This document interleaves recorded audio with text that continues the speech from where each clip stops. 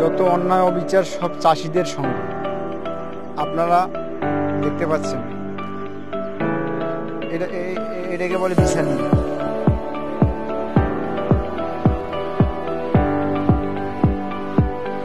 একটানা 10 বিঘা মাটি, 10 বিঘা মাটি এই বিচালির মাধ্যমে এভাবেই প্রতিটা, এই যে দেখেন ধানের যে আটিগুলা প্রত্যেকটাই বাধা হয়ে আছে। কেননা এই যে বাধা হয়ে আছে,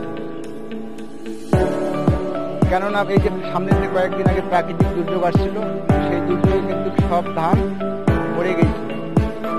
কি বলবো রে ভাই, এমনিতে তো প্রচুর খরচ, তারপরে পানি নাই, পানি দিতে হয়েছে, আবার এইভাবে বিচালি বাড়তে শ্রমিকের খরচ।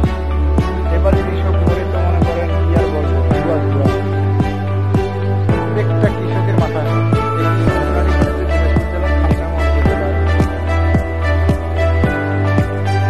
যত অন্যায় অবিচার সব চাষিদের সঙ্গে।